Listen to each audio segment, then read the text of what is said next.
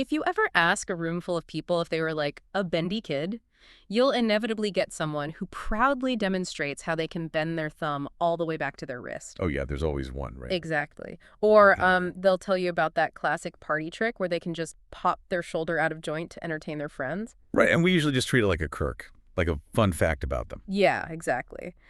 But what we are uncovering is that this exact same hypermobility is frequently the secret culprit behind some of the most agonizing, misunderstood health issues that women face today. It really is. I mean, it's a massive blind spot in clinical care. For sure, we are talking about unexplained pelvic pain, severe bladder leaks, and, incredibly painful sex. And for decades, patients have been treated for these as isolated, seemingly disconnected symptoms, like a bladder issue is managed by a urologist, and a joint issue is handled by an orthopedist. Right, totally separate silos. Exactly. But when you look at the research, nobody was stepping back to realize that the fundamental blueprint of the body's connective tissue was actually the root cause of the entire cascading failure. Which is wild. So our mission today is to figure out why this happens. We are pulling from a really fascinating stack of sources for this deep dive. Yeah, some incredible data in there. We have specialized clinic notes, pelvic physiotherapy guides, and a groundbreaking 2026 study published in Frontiers in Reproductive Health. That study is it's really eye-opening. It really is. We are diving straight into the mechanics to figure out why women with Ehlers-Danlos syndrome or EDS and hypermobility spectrum disorders are profoundly more likely to develop debilitating pelvic floor symptoms. And since you listening likely already know that EDS alters the way the body builds collagen, we really need to look at how that specifically impacts the pelvis. Okay, let's unpack this a bit. Imagine the pelvic floor as a suspension bridge. Oh, that's a great analogy. Right, so your pelvic organs, the bladder, the uterus, the bowel, or the bridge itself. And the muscles and the ligaments are the cables holding that heavy bridge up. And they're fighting a constant battle against gravity and daily abdominal pressure. Exactly. But for someone with EDS, those cables are not made of high tensile steel. They're literally made of bungee cords. Yeah, and that structural difference changes the physics of the entire pelvic region. I mean, collagen is the glue of the human body, right? Yeah, it holds everything together. Right, it provides the tensile strength for skin, tendons, ligaments. But in an EDS body, that raw material is assembled incorrectly at a cellular level. It just lacks rigidity. So it's faulty right from the factory line? Precisely. And when we look at the pelvic floor, we aren't just talking about muscles. We are talking about the endopelvic fascia. Which is like the web that wraps around everything. It's a complex three-dimensional web of connective tissue that wraps around the organs and anchors them directly to the pelvic bones. Wow, okay. And alongside that fascia, you have vital structures like the uterosacral ligaments. These are entirely responsible for suspending the uterus and the upper portion of the vagina. And because the collagen forming these structures is inherently too stretchy, the fascia just cannot adequately resist the downward forces of everyday life. Right. Simple things like coughing, lifting groceries, or even just standing upright. So the suspension bridge is structurally compromised from the very moment it's built. The cables are just going to stretch under the weight of normal traffic. And the worst part is they don't snap back into place. Oh, really? Yeah, once hypermobile connective tissue stretches past a certain point, it often just stays elongated. So it loses its elasticity permanently. Pretty much. In the general population, pelvic organ prolapse, which is where the organs physically drop down into or outside the vaginal canal, is typically associated with major mechanical trauma. Like multiple vaginal childbirths, right? Or just aging. Exactly, the natural tissue thinning that comes with age. But people with EDS can develop severe prolapse or incontinence in their 20s. Without ever having been pregnant. Without ever having been pregnant, the internal scaffolding simply yields under normal resting pressure. But, I keep hearing how common pelvic floor issues are just across the board. Like, a huge percentage of women will experience some form of leaking or discomfort in their lives anyway. That's true, it is common. So, is the risk really that much higher for women with EDS, or are we just, looking too closely at a population that would have eventually developed these common issues regardless? Oh, the clinical data completely removes any doubt about that. The incidence rates in the hypermobile population just absolutely dwarf the general statistics. Really? How big of a difference are we talking? Well, a major survey of about 1,300 women with hypermobile EDS found that 60% had stress urinary incontinence, 60%. That's huge. and 54% suffered from urgency incontinence. Plus, a staggering 21% had clinical pelvic organ prolapse. Over a fifth of them having actual organ prolapse. That is just an immense physical burden. It is. And furthermore, meta-analyses consistently show a twofold increase in the odds of prolapse for women with joint hypermobility compared to non-hypermobile women of the exact same age and parity. Twofold. Wow. Yeah. The scope of the dysfunction gets even clearer when we look at that 2026 Frontier study we mentioned earlier. The one with over 1,400 patients, right? Yes. The researchers knew that chronic pain itself can disrupt pelvic function, right? So they specifically compared patients with hypermobile EDS to a control group of patients who had chronic pain but no hypermobility. Oh, that's smart. Ruling out pain as the sole cause. Exactly. And the females with HEDS reported drastically higher rates of sexual dysfunction. We're talking 69% reporting sexual problems overall. 69%. And what about pain specifically? 45% reported dyscarenia, which is severe pain during intercourse, and 34% struggled with anorgasmia. That is just heartbreaking. They also presented with massive rates of recurrent urinary tract infections and yeast infections, far outpacing the chronic pain controls. But wait. If the underlying issue is a genetic mutation affecting collagen production across the whole body, shouldn't men with EDS be experiencing these exact same rates of pelvic failure? You would think so, right? But what's fascinating here is the sheer scale of the gender disparity within the EDS community itself. Okay, tell me more about that. That same Frontier study looked at males with HEDS, and their rates of sexual and pelvic dysfunction were practically identical to the non-hypermobile chronic pain controls. Wait, really? Identical? Yep. The genetic mutation is exactly the same, but the anatomical architecture is vastly different. Ah, right. The male pelvis is just built differently. Exactly. It's narrower, the structural opening at the bottom is smaller, and the prostate gland actually provides an additional base of structural support for the bladder. Oh, I hadn't thought about the prostate acting as support. Yeah, but female anatomy features a wider pelvic inlet, obviously designed for childbirth, and it contains 3 separate openings: the urethra, the vagina, and the rectum. So there's just inherently less bony support. Precisely. To support this wider, more complex space, the female body relies heavily on that endopelvic connective tissue web. And when that web is made of faulty collagen, it all falls apart. Right. The female reproductive and urinary tracts are uniquely, systemically vulnerable to total mechanical failure. Okay, here's where it gets really interesting, though. If we go back to our suspension bridge, and we know the bungee cord cables are sagging, the intuitive mechanical fix is to just tighten everything up, right? That is the logical assumption most people make. Right. For decades, when a woman goes to a doctor complaining of pelvic heaviness or a bladder leak, the default advice handed out is, you need to strengthen your pelvic floor, go home and do 100 Kegels a day. Which is honestly terrifying, because giving that advice to a hypermobile patient is a massive clinical trap. It actively drives them deeper into chronic pain. Because it completely ignores the concept of a hypertonic pelvic floor. Right. We are treating a structural laxity issue as if it's a muscle weakness issue, which couldn't be further from the truth. Absolutely. Think of it like driving a car on a terrifyingly bumpy, winding dirt road right next to a steep cliff. Your body reacts involuntarily. Oh, you brace yourself completely. Exactly. You grip the steering wheel until your knuckles are white, your shoulders hike all the way up to your ears, and you clench your jaw. You do it to brace against the instability. And in a hypermobile body, the pelvic floor muscles are doing that exact same thing. So they're bracing for impact. Yes. The nervous system is incredibly perceptive. Because the ligaments and joint capsules throughout the pelvis, the hips, and the lower back are loose and unstable, the brain constantly feels like it's driving on that cliff edge. It's terrified the bones are going to shift out of place. Exactly. It senses that the bony structures might slip. So in a state of neurological panic, the brain recruits the pelvic floor muscles to act as emergency stabilizers. Even though that's not their main job. Right. These muscles are designed to contract and release, but the brain commands them to lock down. They were working overtime, 24 hours a day, just trying to physically clamp the pelvis together. So by the time these women are actually experiencing leaks or pain, those muscles aren't weak at all. They're thoroughly exhausted. They are completely hypertonic, meaning they have a very high resting tension.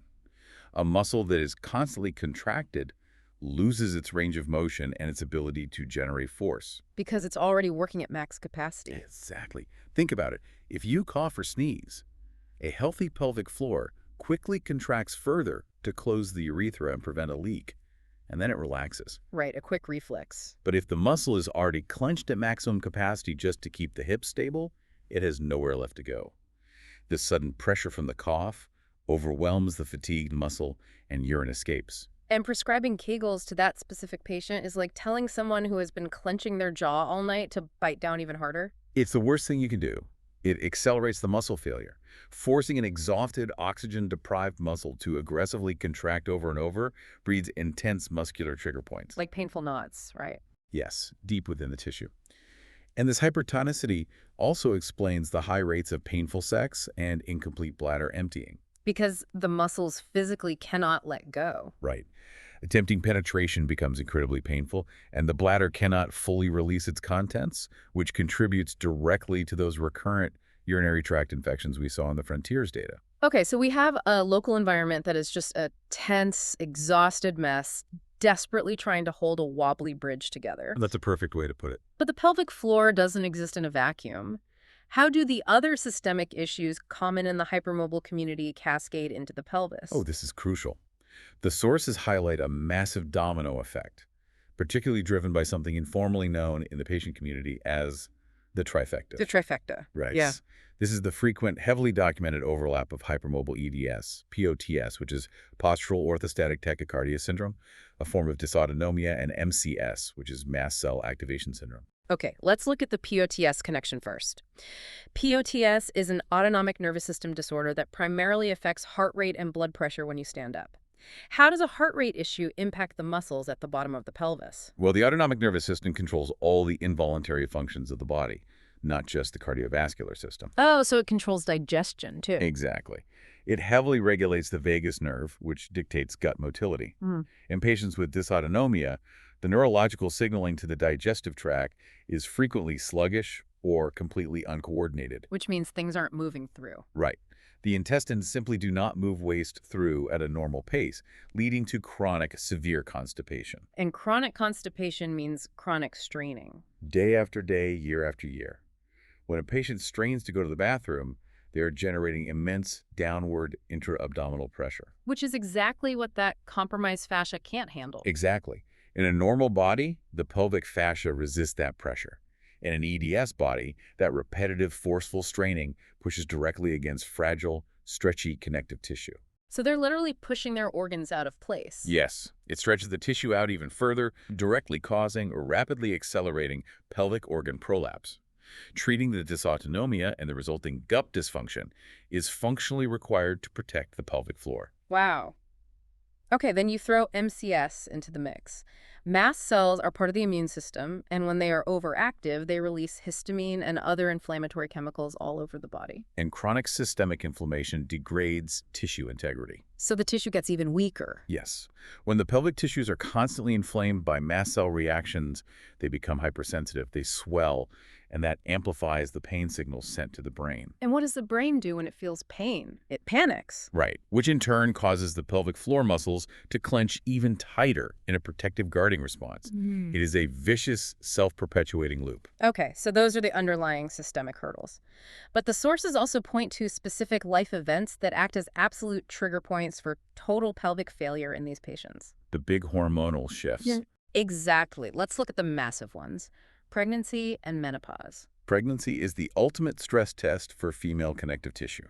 I mean, during a healthy pregnancy, the body releases a hormone appropriately called relaxin. Relaxant is exactly what it sounds like. Right. Its job is to loosen the ligaments in the pelvis so the bony structure can slightly expand to accommodate the growing baby and eventually, allow for childbirth. But if your tissues are already inherently highly elastic because of your faulty collagen, the introduction of relaxin must push the system into dangerous overdrive. It absolutely does, because the hormone doesn't know when to stop. It just indiscriminately loosens everything. And what are the clinical outcomes of that? They are profound. Women with EDS experience severe pelvic girdle pain much earlier in their pregnancies because the joints are literally slipping out of place. That sounds agonizing. What about the actual labor? When it comes to labor, the sources point out a high incidence of precipitate labor, meaning the process is extraordinarily rapid. Rapid labor, why is that? Well, the cervix is composed heavily of connective tissue. When contractions begin, an EDS cervix often dilates completely in a fraction of the normal time because it lacks the structural resistance to hold its shape. Which, I mean, sounds convenient in theory, like a fast labor. But rapid labor causes massive trauma. Huge trauma. The tissues are forced apart so quickly they don't have time to stretch safely. This leads to severe perineal tearing and a really high risk of postpartum hemorrhage. It is just a chaotic event for an already fragile system. It really is.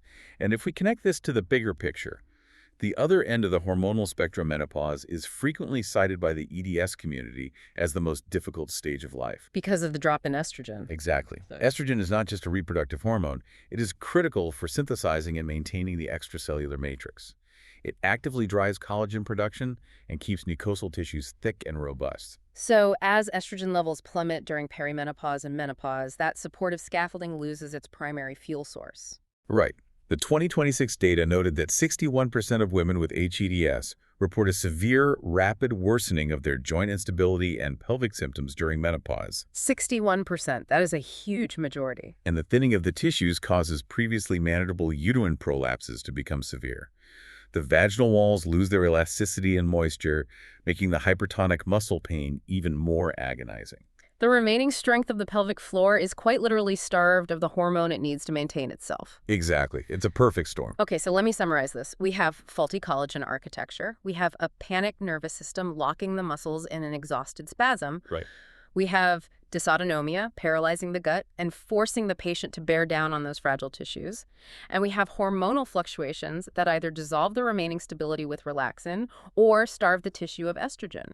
When you lay it all out like that, it's a wonder these patients can walk. Truly. So with all of these overlapping systems in a state of failure, how do you even approach treating a woman with EDS without causing more damage? It requires completely abandoning the standard playbook. If a physical therapist treats an EDS patient like a standard postpartum patient and just assigns strengthening exercises, they will fail. So no Kegels. Zero Kegels. The primary goal of treatment is not strengthening, it is downtraining. It makes me think of trying to help a scared, cornered animal. You don't force it to run on a treadmill to get stronger, right?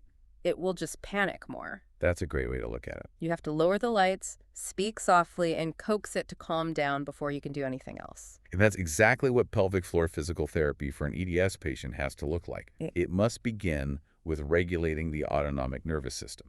How do they actually do that in a clinic? The therapist will use targeted manual therapy to release the trigger points, physically working the knots out of the fascia to restore blood flow to the ischemic tissue. So hands-on release. Yes. But the real cornerstone of the therapy is teaching the patient proper diaphragmatic breathing. Really? How does changing how you breathe unlock a muscle spasm in the pelvis? Mechanically, the diaphragm and the pelvic floor are intrinsically linked. They move like a piston. Oh, together? Yes. When you inhale deeply, expanding the rib cage 360 degrees, the diaphragm drops down, and the pelvic floor naturally yields and drops with it. Exhale, and they both rise. Okay, so it's a physical stretch. It's physical, but it's also neurological. By focusing on deep, slow diaphragmatic breathing, the patient actively stimulates the vagus nerve. The rest and digest nerve. Exactly. This sends a massive neurological safety signal to the brain, shifting the body out of fight or flight and into rest and digest. It convinces the brain that it is safe to turn off the constant muscle guarding. Wow. So you're literally breathing your nervous system into submission. You are. And only after the nervous system is calmed and the muscles regain their resting length can a therapist slowly introduce very gentle, highly controlled stabilization exercises. But physical therapy can only change the muscle tone, right? It can't magically rebuild the faulty collagen. Correct. The elasticity is permanent. So if the organs are physically dropping into the vaginal canal, what mechanical support can be offered? The frontline mechanical intervention is the use of a pessary. Okay, what exactly is that? This is a removable silicone device inserted into the vagina that acts as a physical prop. It holds the organs up and restores the anatomical alignment that the ligaments can no longer provide. Oh, that makes sense. Like a crutch for the bridge. Exactly. And for many women with EDS, finding the right pessary is completely life-changing. But fitting one in an EDS body has to be incredibly complex, given how delicate the mucosal tissues are. They are highly prone to tearing, aren't they? They absolutely are. The friction of the silicone device can quickly cause ulcerations in fragile tissue. That sounds dangerous. It is, which is why localized vaginal estrogen is so frequently prescribed alongside epestrae, even for much younger women. Because the estrogen thickens the tissue. Right. Applying a low-dose estrogen cream directly to the vaginal walls thickens the mucosa, making it robust enough to tolerate the mechanical support device without carrying the systemic risks of, like, full-body hormone replacement therapy. Okay, that makes a lot of sense. But you see advertisements everywhere for prolapse repair surgeries. Given everything we've discussed, I imagine taking a scalpel to this tissue is highly risky. The clinical consensus across the sources is severely cautionary. Surgery for pelvic floor dysfunction in an EDS patient must be viewed as an absolute last resort. Because the healing process relies entirely on the very collagen that is defective in the first place. Exactly. A surgeon can reposition the organs and place sutures, but the patient's fibroblasts, the cells that build scar tissue to heal the incision, are producing hypermobile collagen. Oh, so the scar itself is stretchy. Yes, the surgical failure rates are incredibly high. There is a significant risk of the sutures simply pulling through the delicate native tissue under normal tension. Prolapses frequently recur within just a few years. And what about surgical mesh? They use that a lot, right? They do, but if a surgeon uses synthetic mesh to try and reinforce the repair, the rigid mesh does not integrate well with the stretchy, fragile native tissue. It's like sewing Kevlar to tissue paper. Exactly. The mesh can eventually erode through the vaginal wall or into surrounding organs, causing catastrophic complications. So it's a massive gamble. It is. If surgery is completely unavoidable, it absolutely must be performed by a urogynecologist who specializes in connective tissue disorders and understands that standard surgical techniques will likely fail. Man. So what does this all mean? We started this conversation looking at a quirky party trick, being the bendy kid who can hyperextend their joints. Right, the fun party trick. But what the research reveals is a profoundly complex web of systemic vulnerabilities. Women with EDS are highly susceptible to devastating pelvic floor symptoms, not just because their tissues stretch too easily. No, it's so much deeper than that. It is because their nervous systems are constantly panicking, forcing their muscles into exhausting spasms to hold their skeletons together. It is because autonomic glitches stall their digestion, driving physical pressure downward. Right. And it is because their natural hormonal life cycles, from the relaxant of pregnancy to the estrogen crash of menopause, pack a much heavier, more destructive punch to their anatomical scaffolding. And understanding the interplay of those systems provides immense validation for patients. Patients who have spent years being told their pain is normal, or that they just aren't trying hard enough in physical therapy. They do more Kegels, right? Exactly.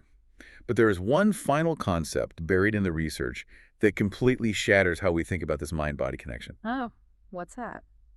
It involves proprioception. Proprioception. Okay, that's your brain's internal map, right? Like how you know where your arm is even when your eyes are closed? Yes. The sources reveal that a significant number of hypermobile patients have heavily impaired proprioception.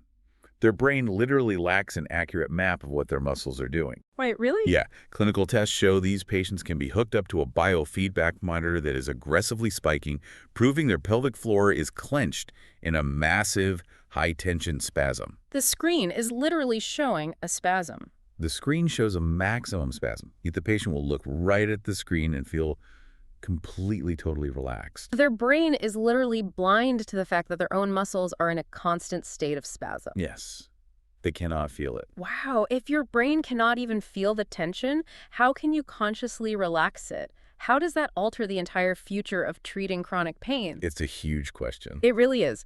Yeah. We will leave you to mull that over.